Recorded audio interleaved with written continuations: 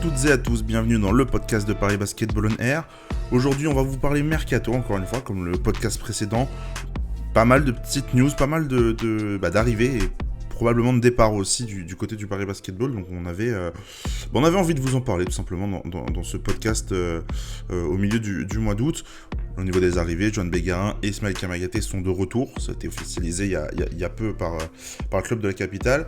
Et au niveau des départs, c'est surtout le probable départ, même si il est quasiment fait, celui de Paco Mdadié, donc l'espoir du Paris Basketball qui devrait rejoindre l'Allemagne. Bref, on va parler de tout ça aujourd'hui. Et comme la dernière fois, on est deux. Et comme la dernière fois, c'est Antoine qui m'accompagne. Salut Antoine. Salut Fabien. Comment va J'espère que tu es pressé peut-être de la reprise. L'entraînement a repris il n'y a pas longtemps. Les matchs vont bientôt arriver. Je sais pas si tu es pressé. Ah si, très très très pressé de retrouver du basket et de revoir un peu ce nouveau Paris Basketball, même s'il y a des visages qui nous sont familiers, il y a quand même pas mal de nouvelles choses, de nouvelles personnes plutôt à suivre et c'est très excitant. Je sais pas toi, mais j'ai vraiment hâte. Ah bah je suis tout autant excité de toi pour le tour de la saison, dans pas longtemps, parce que nous on enregistre là le samedi 20 août et que la semaine prochaine, dans 8 petits jours, c'est le début de la pré-saison pour Paris. Avant de démarrer, je vous rappelle juste que vous pouvez vous abonner à nos réseaux sociaux. Sur Twitter, c'est @ParisB-8OnAir. Pour Facebook et Instagram, c'est Paris Basketball on Air. Et puis on va démarrer sans plus tarder. Paris Basketball on Air saison 3, épisode 13, c'est parti. Bonjour à tous, c'est Ismaël Kamagaté du Paris Basketball.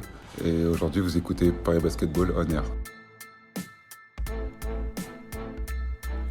Et comme je vous le disais en intro, je voulais qu'on commence par les retours, très importants à mon sens, de Juan Bégarin et d'Ismaël Kamagaté. Peut-être qu'on va commencer par celui qui était, je pense, le plus simple à faire revenir, en tout cas celui où il y avait un peu moins de doutes. Je pense que c'est Ismaël Kamagaté, Antoine, si tu me dis si je me trompe, mais à Denver, donc là où il a été drafté cet été, il y avait déjà, on va dire, le roster rempli par le staff, tout simplement. On avait choisi déjà des joueurs avant la draft, notamment il y a Nikola Jokic au poste de pivot titulaire, donc c'est déjà difficile de le déplacer, de faire du MVP le remplaçant, on va dire, de Ismaël, comme, pour rigoler un petit peu, mais c'est surtout DeAndre Jordan qui avait été pris juste avant la draft.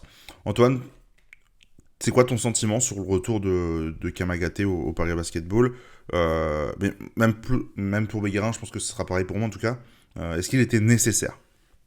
Pour Ismaël Kamagaté, ouais, je pense qu'il est nécessaire. Il est même plutôt bénéfique, que ce soit pour le Paris Basketball et pour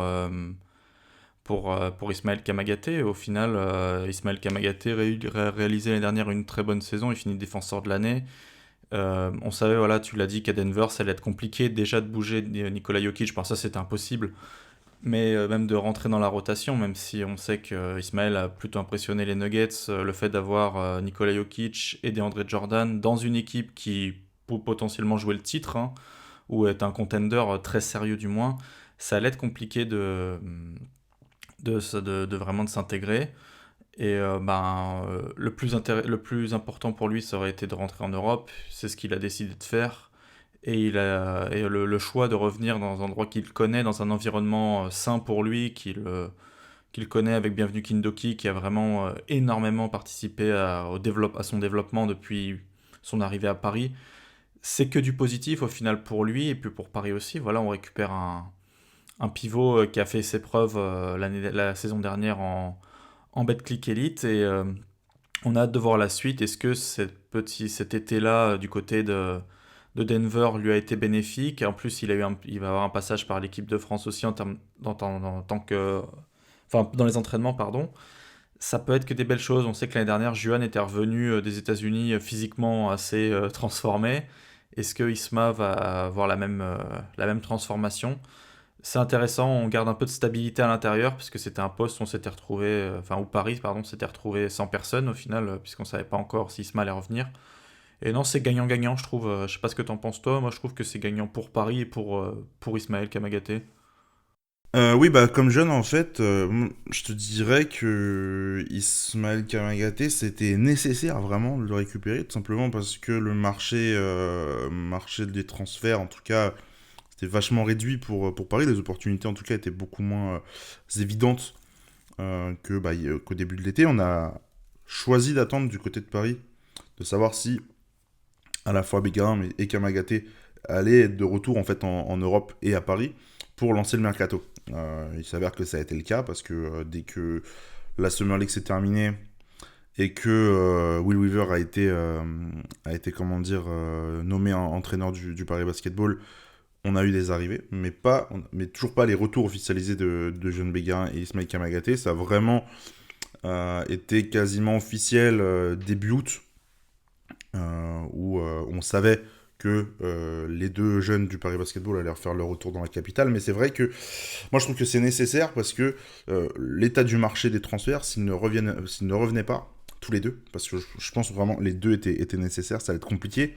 Tu manquais de JFL, donc bah si tu manques de JFL, c'est la denrée rare, on va dire, du début de mercato en France, c'est d'avoir ton stock de JFL pour la saison. C'était pas encore le cas, je crois qu'on en manquait de 1 si les deux revenaient pas. Donc ça déjà c'est un premier point ultra important et qui fait que Paris s'est quand même retiré une vraie épine du pied avec le retour de Kamagaté puis Bellerin. Et évidemment, bah, tu dis gagnant-gagnant, c'est vrai que sur le terrain, tu récupères donc un joueur pour Bellerin qui a été, on en reparlera plus tard, mais qui a été très bon en Summer League. Ismaël Kamagaté qui lui a découvert les États-Unis, mais qui sort d'une excellente saison, défenseur de l'année en championnat. Et vraiment qui montre encore une fois chaque année des steps de progression qui sont vraiment ahurissants. Honnêtement, Paris avait besoin de leur retour pour l'Eurocup notamment, mais surtout pour la saison à venir. Ça va encore être du feu tout simplement. Mais c'est vrai ce que tu dis, Paris a quand même joué un petit peu avec le feu quand même, parce que c'est ce que disait David Kahn, hein. Au final, ils attendaient la fin de la Summer League pour pour être fixés sur les cas Johan Bellerin et Ismaël Kamagaté. Et heureusement d'un côté pour Paris, plutôt pour Paris que pour les joueurs, parce que les joueurs auraient aimé jouer en NBA aussi, enfin ça on pourra jamais le savoir. Mais heureusement que les franchises ont décidé de continuer le développement de leurs deux rookies en Europe, parce que sinon Paris se serait retrouvé, tu l'as dit, sans une base de JFL et avec zéro pivot et un arrière-ailier en moins, et ça aurait été vraiment compliqué quand on sait que Paris a quand même lancé son recrutement très tard et premièrement par le coach, ce qui est assez atypique. Ah, bah justement, tu parles de Bellerin, peut-être qu'on peut se fixer sur lui. Il a réalisé une Summer League. Moi, je trouve que son retour, annoncé aussi, entre guillemets, vite. Voilà. On est tous les deux d'accord, et même plus ou moins tous d'accord, que il n'a pas forcément été drafté dans la bonne franchise. En tout cas, dans les profils de joueurs qui sont ciblés par Boston, c'est le cas. Sauf que cette équipe de Boston, déjà, qui est à un niveau qu'on n'entendait pas forcément, qui a fait une finale NBA cette année, est pas forcément parti pour développer des jeunes, du coup, beaucoup plus avoir aller sur des vétérans dans son effectif. Et en plus de ça, c'est que sur les postes sur les profils et les postes où Bellerin joue tout simplement, Boston est complètement blindé sur ces postes-là, sur les postes 2-3. Boston est peut-être l'une des équipes, si ce n'est l'équipe la plus fournie sur le poste. Et encore une fois, même sur des trendy, des joueurs qui sont capables à la fois de shooter à 3 points et on va dire, défendre soit le meilleur attaquant adverse, soit le deuxième meilleur attaquant adverse. Boston a largement de quoi faire. Et c'est vrai que pour Bellerin, c'était bouché. Il a fait une Summer League excellente, parce que il a des pointes à 25 points, 22 points. Je crois qu'il a une vingtaine de points de moyenne sur la Summer League, donc c'est excellent. Et j'aurais pensé, en fait, mais je sais pas si toi tu me rejoins, moi j'aurais pensé qu'il aurait été au training camp avec les Celtics là en septembre. Je sais pas si toi tu as le même sentiment. Ça aurait été assez logique dans tout ce que tu as décrit de l'été de Johan Bellerin. Et je suis d'accord, c'est vrai que on le dit souvent et c'est pas du tout péjoratif ce que je vais dire, que Boston est sûrement la pire équipe pour lui, en vue de l'effectif qu'ils ont, en vue des joueurs qu'ils ont sur son poste. C'est très compliqué pour lui de rentrer dans le roster principal des Celtics. Mais c'est vrai que ouais, voilà, la Summer League lui avait quand même plutôt réussi. Tu as parlé de pointes à 25 points, tu as parlé quand même beaucoup de highlights où il a impressionné par ses capacités athlétiques, par ses capacités en transition, par même ne serait-ce que sa gestion de l'espace, son jeu sans ballon. Pas mal d'images me reviennent en tête. Ça aurait été logique qu'il passe ce cap maintenant après 2 bonnes Summer League, parce que la première était pas si mauvaise que ça, si je me rappelle bien. Qu'il aille au training camp des Celtics, ça aurait été logique. Maintenant, c'en est autrement, et c'est pas plus mal pour le Paris Basketball, puisque ça va permettre vraiment aux joueurs d'entamer toute la préparation avec son club. Parce qu'on sait que l'année dernière, il était revenu complètement crevé, où là, il y a peut-être un moyen de souffler un petit peu plus et d'avoir une saison qui démarre, on va dire, sous les meilleurs auspices, parce que l'année dernière, il avait démarré un petit peu en dessous, parce qu'il avait il avait enchaîné Pro B, Draft, Summer League et Rebel Click League derrière. Donc là, il y a peut-être un peu plus de temps pour faire une préparation plus adaptée, plus contrôlée, avec un coach qui connaît un petit peu les développements des joueurs NBA. Donc ça peut être plutôt bénéfique pour le Paris Basketball. Mais oui, c'est un petit peu dommage pour Juan. Non, mais c'est vrai, je me souviens, l'an passé, il finit la saison de Pro B le 11 juin. Derrière, tout de suite, il a les workouts, il va aux États-Unis pour faire des workouts avec plein d'équipes. Il avait fait beaucoup, beaucoup de workouts, Il a fait beaucoup d'équipes. Ouais. quasiment tous d'ailleurs, je même de mémoire, enfin au moins 25 sur les 30 équipes. Donc c'était beaucoup de travail. Plus après, derrière, la draft, la Summer League qui avait enchaîné en août. En fait, c'est comme toute la fin de saison, ils étaient décalés avec le Covid. Lui, il s'était retrouvé à avoir, je crois, une semaine ou 10 jours de vacances sur l'été avant de pouvoir revenir à la prépa, mais en retard en plus, parce que forcément, il fallait le faire souffler. Donc là, c'est vrai que cet été, c'est plus du tout la même sauce. On va retrouver Jean Béguin, en tout cas, on l'espère, dans une forme physique euh, qu'on a l'habitude en tout cas de voir que Jean Béguin. Je pense que tu vois le mois de mars qu'il avait passé, Béguin, c'était on va dire la consécration d'un travail de longue haleine pour se remettre, on va dire, dans ce qu'il sait faire sur un terrain, mais parce qu'il il avait passé un début de saison à courir après son état physique, si on peut dire ça comme ça. Je pense qu'il y avait un petit côté rincé. Ouais. Complètement. Et du coup, là, tu vas avoir un Béguin qui va être en forme, en tout cas qui va démarrer la prépa physique comme un joueur normal. Donc ça va aider. Kamagaté, c'est pareil. Parce que les deux joueurs ont eu pas mal de congés, ce qui est logique, et du coup ce qui leur permet de recharger un peu les batteries avant de reprendre. Et moi là, je voulais qu'on parle un petit peu de l'effectif, parce que qu'est-ce que Paris cherche? Paris, on va citer les sources, selon Bibasket, cherche un pivot seulement. Pour compléter son recrutement définitivement. Toi, Antoine, je sais pas ce que tu en penses de cet effectif. Est-ce que tu vois tout de suite, pas forcément en détail, mais est-ce que là, tout de suite, tu vois une faiblesse ou une force qui se dégage de cet effectif à l'heure actuelle? Une force, sur le papier, c'est attirant. Les noms et les CV sont très attirants. Tyron Wallace et Amir Sims, notamment. C'est les arrivées, ont des profils NBA ou américains G-League qui sont très attirants. Après, des faiblesses à la main, j'aime beaucoup Kyle Holman, j'aime beaucoup Tyron Wallace, mais je trouve que ça manquerait d'un créateur en fait, plutôt que ça. Ce sont des joueurs, c'est plus des combo guards. J'aurais aimé voir un meneur, un vrai poste 1, créateur, gestionnaire, plus posé en fait. Ce qui manque, peut-être que ça arrivera, hein, peut-être que ça va arriver dans les prochaines semaines ou les prochains jours. C'est un poste qui est encore en suspens pour moi. C'est pas que j'ai peur, mais j'attends de voir. Peut-être que les premiers matchs changeront la donne. Et le poste de pivot aussi, j'aimerais bien voir un deuxième pivot derrière Ismaël Kamagaté ou à côté d'Ismaël Kamagaté, avec un partage des minutes assez. Voilà, de toute façon, maintenant on parle d'Ismaël comme d'un joueur NBA, donc il va falloir quand même lui donner de l'importance, mais d'avoir un vrai pivot, un peu d'expérience derrière lui, un peu de viande aussi, le terme, de physique, ça ferait pas de mal pour éviter de se faire manger dans la raquette. Je me rappelle de quand il y avait la rumeur Victor Ismaël Kamagaté dans la raquette, on se disait mais on va se faire défoncer physiquement.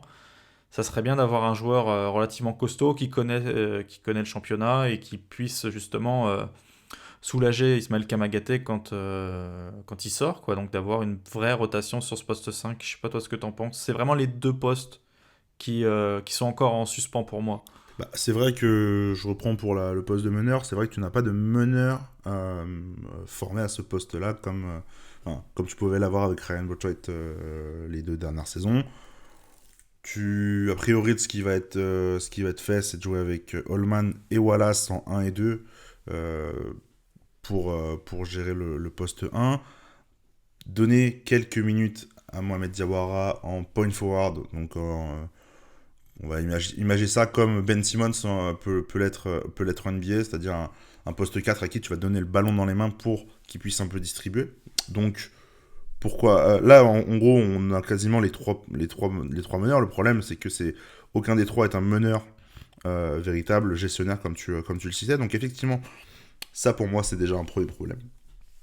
Et le poste de pivot évidemment parce que parmi les postes 4 je vois pas quelqu'un qui peut jouer pivot, ou qui peut se décaler en pivot de manière régulière sur des longues séquences. On sait que Sleva l'a fait, et à chaque fois que Sleva l'a fait, moi je l'ai trouvé vraiment dominé, que c'est pas son poste.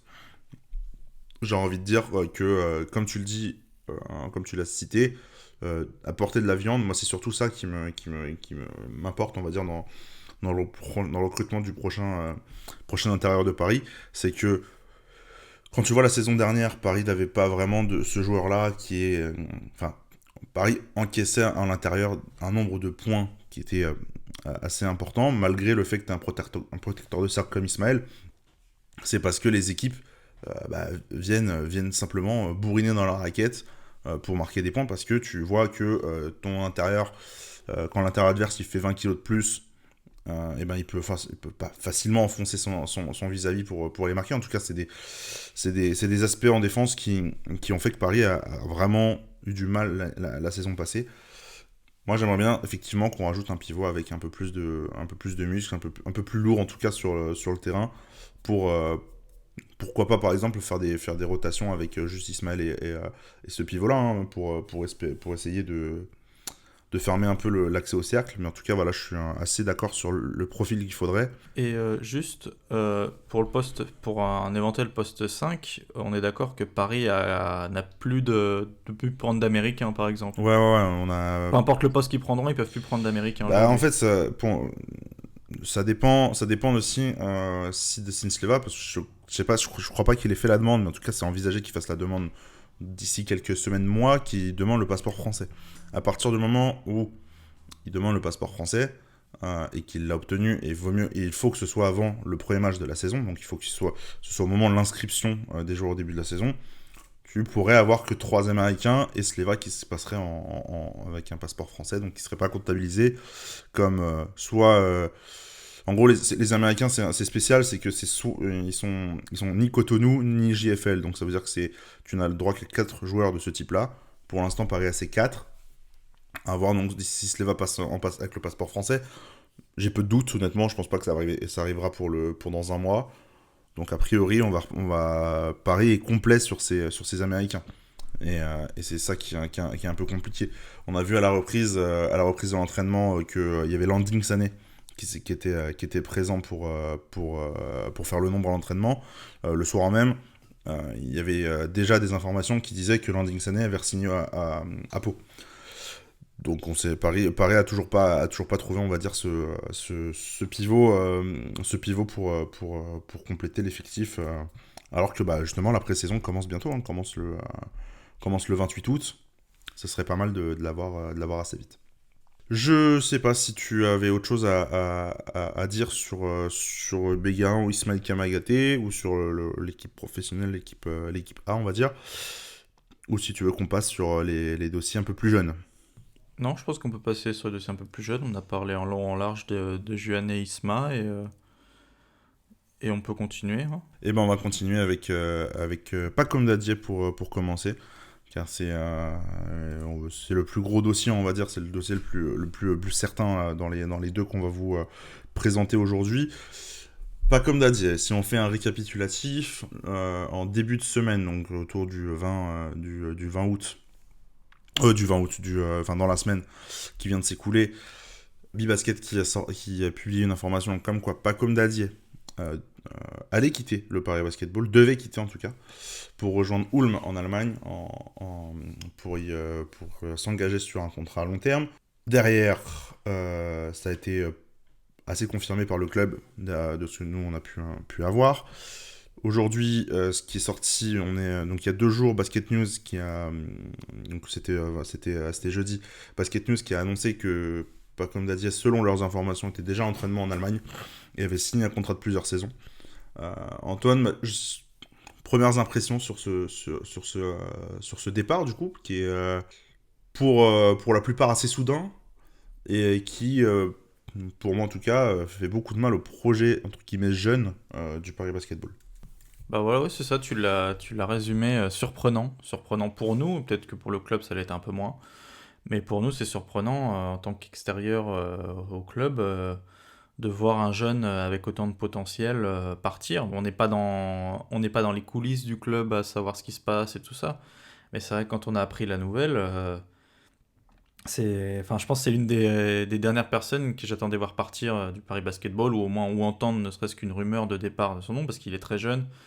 Et comme voilà, tu l'as dit, c'est le projet formation du Paris Basketball avec des jeunes joueurs à fort potentiel. Et il l'a montré cette saison, notamment en espoir, qu'il était clairement au-dessus du lot, avec Mo Diawara aussi, mais les deux, et donc là on parle de Pacôme, et qui était clairement au-dessus du lot et qui avait un vrai beau projet à construire autour de lui.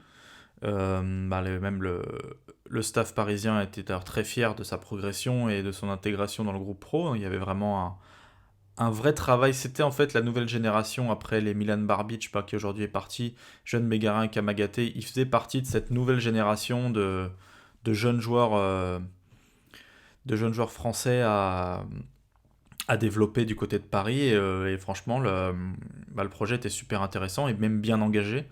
C'est pour ça que ça fait bizarre. Et c'est un petit coup dur. Faut pas non plus penser que c'est tout le process parisien qui doit être remis en cause. Au contraire, je pense que c'est surtout. Là, c'est peut-être de l'humain au final, hein. C'est peut-être quelque chose qui n'est pas passé entre un club et un joueur, ou un club et un groupe, enfin un clan, on peut dire. Je sais pas comment on pourrait appeler ça.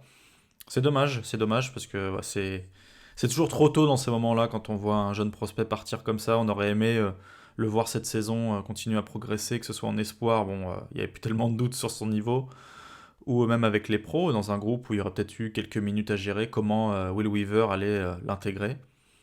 On parlera de mots après, de comment ça va se passer, mais non, je sais pas ce que t'en penses toi, mais c'est dommage, voilà, c'est le mot qui résume bien le cas, pas comme Dadier, si vraiment il devait partir officiellement. Ce qui ressort, c'est que c'est un choix du joueur déjà. Enfin, c'est un choix du joueur, de son clan en tout cas, d'être parti à Ulm en Allemagne. Il faut aussi rappeler que, et là c'est peut-être aussi le chemin qui l'a amené jusque dans ce nouveau club, c'est que son agent, Yann Balikouzou, est également l'agent de Kylian Hayes. Et rappelez-vous qu'il y a quelques années, Kylian Hayes, certes, était plus avancé dans son développement, dans sa formation lorsqu'il était à Cholet, mais est parti à Ulm justement pour le temps de jeu, pour les responsabilités, pour jouer l'Europe aussi, parce que Ulm joue l'Eurocup, tout comme Paris.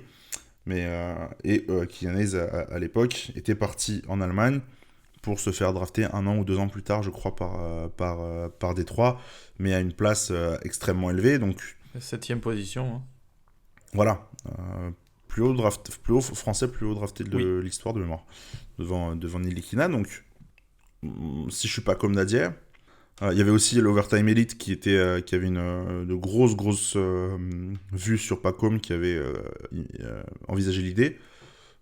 Tu te dis du coup que si t'es Pacom, en tout cas, tu vois en tout cas un chemin qui a été tracé, et tu te dis les scouts NBA n'avaient pas été inintéressés par un Français qui joue en Allemagne il y a quelques saisons. Tu peux te dire que ça peut être pareil dans 2 ans quand Pacom voudra aller à la draft. Donc moi je trouve que c'est plutôt cohérent. En tout cas, comme choix. Après, c'est vrai que du côté ça aurait été tout aussi cohérent de rester à Paris. Là où moi je comprends aussi ce choix, c'est que on l'a pas cité comme dans les forces, mais pour moi c'est la force numéro 1 de Paris cette saison. C'est que tu as un nombre de joueurs sur l'aile, donc sur les postes 2, 3, 4, c'est affolant. Ah, c'est pléthorique, hein. C'est affolant, et rien que sur le poste 3 qui est le poste de Pacom, tu as Axel Toupane, tu peux compter Jeanne Bégarin dedans, et t'as Gauthier Denis. Sur le poste 2, t'as Kyle Holman et Tyrone Wallace. Sur le poste 4, t'as Amir Sims et Dustin Sleva, plus Mo. Donc, ça fait... Pour moi, Paris, en défense, en tout cas, ça va pas mal switcher parce que tu auras la capacité de le faire. Tu auras toujours des joueurs assez de grande taille. Tu n'auras pas un joueur qui fera moins d'un 90 sur le terrain, donc ça va permettre à Paris de défendre. Mais, justement, tu vas avoir que des joueurs de grande taille sur le terrain et peut-être que Pacom Dadier a vu aussi la chose se boucher pour lui. Lui, je pense qu'il voulait des minutes en pro, du moins, au moins en Betclic Elite. Je pense qu'il pouvait les avoir, en tout cas. Ah oui, totalement. Donc quand tu vois, mais pas beaucoup de minutes, je parle pas des titulaires, voyons, mais ni même d'être remplaçant, mais en tout cas d'être le troisième ailier et de faire des bouts de fin de match, ce qui est normal pour un joueur de 17 ans avec un fort potentiel comme le sien. Mais encore une fois, je pense pas que le temps de jeu était vraiment enfin, la chose qui a le plus changé. Je pense que ce qui a vraiment défini sa décision cet été, moi mon avis, mais c'est que mon avis, j'ai zéro info là-dessus, je pense que c'est le départ de Jean-Christophe Prat et l'arrivée de Will Weaver du coup. Le fait que tu aies un entraîneur formateur qui mette des joueurs de 16 ans sur le terrain en championnat et que d'un coup tu te retrouves avec un coach américain qui connaît pas le championnat, qui connaît pas forcément non plus les jeunes français, qui va pas forcément leur faire confiance parce qu'il a besoin d'avoir des résultats. Moi, j'ai envie de dire que je pense que le départ de JC a vraiment défini la décision de Pacom pour un départ et ce départ vers Ulm. Toi, je sais pas si tu as le même sentiment. C'est pas bête, c'est vraiment... On n'en sait rien, hein, mais c'est pas inintéressant comme hypothèse. C'est vrai que Jean-Christophe Prat a une réputation de formateur. Il en avait une avant Paris, il l'a encore plus maintenant, puisqu'il en a quand même formé encore plus, et il était en train de former tranquillement Pacom Dadier et Mody Awara notamment. Et c'est vrai que son départ a peut-être joué dans la balance, ou peut-être confirmé ou validé une idée qui devait peut-être germer dans sa tête, ou à la tête de son agent, ou lui et son agent, de partir. On sait au final Will Weaver, même si on a un petit peu scouté la personne, on ne sait pas comment il va articuler son groupe. Est-ce qu'il va faire confiance à un gamin de 17 ans en Betclic Elite ou en Eurocoupe, même quand ça sera un petit peu plus ouvert en termes de score, de résultats. Ouais, peut-être ça peut jouer. Après, c'est pas bête en plus ce que tu dis, parce que visiblement, ce qui se passait entre le Paris Basketball et Pacom Dadier, ça date pas de plusieurs semaines. Ça date de plus longtemps que ça, visiblement. Et donc, il y a encore quelques semaines, les Amir Sims ou tous les joueurs, justement, qui sont revenus ou qui ont complété le poste de Pacom Dadier n'étaient pas encore là, ou ces postes n'étaient pas encore aussi fournis. Donc, visiblement, il y avait déjà interrogation. Donc, peut-être qu'on le saura plus tard, peut-être qu'on le saura jamais. Pourquoi Pacom Dadier voudrait partir ou est parti du Paris Basketball.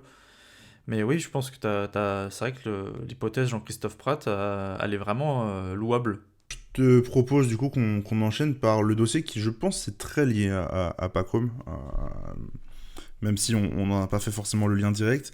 Celui de Kylian Malouaya. Alors, Kylian Malouaya, poste 2-3 de Lasvel chez les Espoirs, qui a 17 ans, si je ne me trompe pas, Antoine. 17 ans, c'est un 2005. Un 2005, donc un 2005 remplacerait un autre 2005. Kylian Malouaya, du coup, est attendu du côté du Paris Basketball. Plutôt excellente nouvelle, on va dire ça comme ça. Grand acteur de la très bonne saison de Lasvel, même s'ils n'ont pas fini champion cette saison en espoir. Kylian Malouaya fait partie des grosses têtes de l'effectif. Un des plus gros potentiels au titre de son équipe avec les Romain Parmentier, les Zachary Zaché. Mais il a une clause de départ qui s'élève à 70 000 €, je crois, selon Bibasket. Et on a un joueur avec un fort potentiel cette année qui, lors de la NGT notamment, là, en gros, on va dire l'Euroleague Junior, il a été meilleur joueur de l'Euroleague Junior cette année avec 17 points, 5 rebonds et une passe de moyenne. Saison un peu plus ternie, on va dire, en termes de stats en championnat espoir. Mais je pense en tout cas, mais j'aimerais bien aussi avoir ton avis là-dessus, Kylian Malouaya, on a un remplaçant plus que de luxe, on va dire, du côté de Paris, s'il vient. Honnêtement, oui, clairement, hein, t'as entièrement raison. La réputation de Kylian Malouaya n'est pas à faire, et puis visiblement son potentiel aussi, hein. Je pense que beaucoup d'observateurs sont très impressionnés par le potentiel et le talent déjà présent chez cet arrière-ailier de 17 ans. Et quand on a appris cette rumeur, et même que ça pouvait potentiellement se concrétiser, c'est extrêmement. Ça rassure aussi, parce que Pacom Dadié était un énorme espoir, vraiment énorme espoir. Je pense qu'on ne se rend pas compte du talent qu'a Pacom Dadié et de la perte. Et quand on voit Kylian Malouaya arriver, on se dit bon, on récupère quand même un talent aussi immense. Déjà, il a déjà prouvé que voilà, il y avait des fortes capacités. En plus, quasiment dans les mêmes équipes que Pacom Dadié, c'est-à-dire qu'on a pu voir les deux jouer ensemble un petit peu, t'en as parlé, à l'Euroleague des jeunes, comme on appelle ça, ou avec après au championnat du monde avec l'équipe de France chez les À U17. l'Euroleague des jeunes, il jouait avec Lasvel, Malouaya. Oui, Il jouait oui, pas dans la oui. même équipe. Ah oui, donc il jouait, oui, il jouait pas avec Pacom, tant pour moi. Je parle plutôt des U17 du championnat avec la France, où il a performé sur la fin des championnats. Non, ça fait plaisir de voir que si Paris perd un potentiel, ils peuvent potentiellement en récupérer un autre. À voir si ça se concrétise, ça a l'air d'être dans des bonnes dispositions pour que ça se fasse. Après, comme tu dis, ouais, il y a une clause de 70 000 euros pour le récupérer, mais ça n'a jamais tellement effrayé le Paris Basketball de payer des joueurs ou de payer pour des joueurs. Donc, à voir, honnêtement, à voir. Mais c'est intéressant au final, c'est intéressant. Et on verra si ça se fait encore une fois, s'il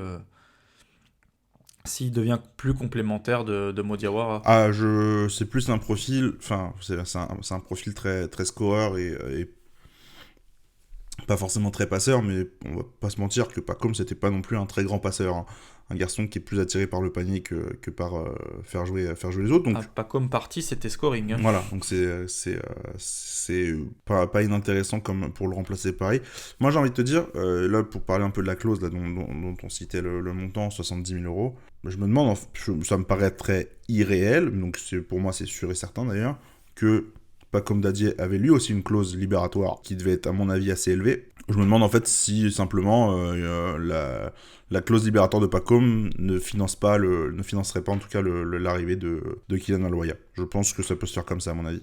Donc à voir, mais c'est vrai que ce sera un gros coup sur le marché des jeunes pour Paris de récupérer Kylian Malouaya et de monter déjà une équipe espoir avec à la fois Malouaya et Diawara pour mener cette équipe espoir et avoir des minutes en professionnel. Je pense que les deux. Alors, Mo Diawara aura des minutes, ça on peut vous le confirmer. Malouaya en aura, je pense également, parce qu'il a à la fois le potentiel et le niveau. Enfin, c'est un joueur qu'on ne présente plus en espoir, qui a tout simplement un potentiel pour devenir un excellent arrière ailier. Il faut lui donner du temps de jeu aussi en professionnel pour qu'il découvre un peu, qu'il affronte, on va dire, des joueurs des hommes entre guillemets, et pas forcément des joueurs entre guillemets non finis physiquement, comme tu peux trouver en espoir. Mais c'est ça là aussi, par exemple, l'avantage de ceux qui vont jouer avec le Pôle France, c'est d'affronter des joueurs de N1 qui sont confirmés physiquement, qui sont ont certains 10 ans, 15 ans de carrière. Des adultes, ouais, c'est... Des adultes, tout simplement, t'as raison, voilà, c'est vrai que c'est plus simple de le dire comme ça d'ailleurs. Et bah, c'est plutôt une bonne nouvelle pour Paris si Kylian Malouaya arrive. Ça règle aucun problème pour le poste 1 qu'on citait plus tôt, mais c'est une très bonne nouvelle sur le marché des transferts de jeunes, de prouver que, pas comme Dadi a fait un choix, Paris a pas forcément eu la main pour le conserver. Derrière, Paris reste quand même attractif et à l'affût, on va dire, d'aller chercher des jeunes et d'aller les former. Ce qui est bien parce que, si tu te souviens, plusieurs fois, Jean-Christophe Rad disait dans les 3 dernières saisons, l'ADN du club, c'est de faire jouer, c'est de mettre des jeunes sur le terrain, c'est de les faire jouer. Maintenant que Jean-Christophe Rad est parti, on pourrait peut-être se dire, est-ce que cet ADN va rester le même ? A priori, pour moi, il n'y a pas de doute. Je pense que Paris a toujours cette envie de mettre des jeunes sur le terrain. Quand tu vois encore la tête de l'effectif, je suis en train de réfléchir, je vois pas un joueur... Si, Toupane a 30 ans, je crois que c'est le plus âgé de mémoire. Oui, je crois que c'est le plus âgé, hein. Oui, même, oui, de loin, hein. Enfin, de loin, les autres, il est pas non plus très vieux, mais Amir Sims doit avoir 28 ans, Tyrone Wallace dans ces eaux-là peut-être aussi. Non, il est plus jeune, Wallace. Plus jeune, Wallace. Amir Sims doit avoir 28 ans. Mais sinon, ça reste encore un effectif très jeune. Donc c'est en tout cas, c'est bien de confirmer aussi que tu restes dans cet ADN. Moi, je trouve que c'est plutôt intéressant. Est-ce que tu as autre chose à dire sur ce sujet, sur les jeunes Oui, qu'Amir Sims n'a pas 28 ans, il en a 23, que j'ai dit n'importe quoi. Eh ben écoute, heureusement que tu as fait la correction. Il faut toujours vérifier au final. Pour finir, je vous fais un peu le calendrier de la pré-saison qui est sorti cette semaine. Donc le 28 août, il y a la réception au One Ball de l'équipe de Santa Clara, l'université de Santa Clara, qui vient donc en France pour sa pré-saison aussi. Donc c'est One Ball, je crois que l'entrée est gratuite, en tout cas elle est ouverte au public, donc dimanche prochain pour aller au One Ball. Et ensuite, la pré-saison va se poursuivre le 1er et 2 septembre au tournoi de Blois, le 6 septembre en déplacement à Évreux, les 10 et 11 septembre, vous le savez probablement, mais on va quand même le dire, les Paris European Games, avec pour Paris un match contre l'Alba Berlin et contre le Maccabi Tel Aviv. Et puis les 16 et 17 septembre, l'Aeras Cup à Gravelines, pour affronter Orléans, le BCM et le Dynamo Sassari. Et puis le premier match de championnat qui arrive le 24 septembre contre Bourg-en-Bresse à l'extérieur. Sur ce, je te propose, Antoine, qu'on boucle ce podcast. N'hésitez pas, je vous dis, à vous abonner à nos réseaux sociaux. Je répète, c'est Twitter, @ParisB-8OnAir, Paris Basketball Air, simplement, sur Facebook et Instagram. N'hésitez pas à liker le podcast et à mettre des pouces bleus sur YouTube, à mettre les 5 étoiles, notamment sur Spotify, Apple Podcast, ou sur l'application que vous utilisez pour noter simplement l'épisode si vous avez bien aimé. Ça nous permet aussi de faire découvrir à d'autres fans de basket notre podcast. Et nous, on va se retrouver a priori après les matchs amicaux, sauf s'il y a d'autres nouvelles entre-temps, mais après les matchs amicaux pour la preview de la saison prochaine. Merci Antoine, merci à vous les auditeurs, et on se dit à la prochaine. Salut.